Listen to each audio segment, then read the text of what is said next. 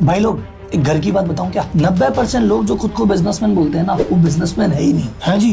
तो फिर क्या है भाई साहब, ध्यान से सुनना, ये बात कॉन्सेप्ट बताता हूँ बहुत बढ़िया। जो व्यक्ति खुद काम करे और दूसरे कमाए वो है नौकरी, और जब दूसरे काम करे और आप कमाओ तो वो है बिजनेस। और जब आप कह रहे हो मैं खुद ही काम करूंगा और तभी खुद कमाऊंगा और मैंने काम नहीं किया तो मैं काहे का कमाऊंगा, तो ये है इन दोनों के बीच का दलदल, सेल्फ एम्प्लॉयमेंट। अब दिक्कत क्या है जीवन में, नौकरी किसी को करनी नहीं, बिजनेस करने चाहते हैं पर बिजनेस किसी को आता नहीं, तो जो बीच के दलदल में फंसते हैं उसको कहते हैं सेल्फ एम्प्लॉयमेंट। अब आप सेल्फ एम्प्लॉयड हो कि नहीं इस बात को समझते हैं। 3 तरह के सेल्फ एम्प्लॉयड होते हैं। पहला बंदा वो होता है जो दुकान खोलने से लेके दुकान बंद करने तक सारे काम खुद ही करेगा, तो भी आप सेल्फ एम्प्लॉयड। दूसरा बंदा होता है कि जिसके पास आदमी तो है लेकिन उनको रोज सिखाना पड़ेगा, रोज बताना पड़ेगा, तब काम होगा, और जिस दिन वो सीख जाएंगे फिर छोड़ के चल जाएंगे, फिर नए को सिखाना पड़ेगा, तो भी आप सेल्फ एम्प्लॉयड। और तीसरा बंदा जिसके पास लोग काम सीख चुके, रुके हुए हैं, लेकिन फिर भी रोज चौकीदारी करने जाना पड़ेगा, वो भी सेल्फ एम्प्लॉयड। तो अगर इन तीनों में से आप कुछ भी हो ना भाई साहब, तो ये धंधा तो नहीं है, ये बिजनेस तो नहीं है, ये तो गधा मजूरी है, और किसी और की मजूरी नहीं, खुद की मजूरी खुद ही कर रहे हैं। हम है रामू काका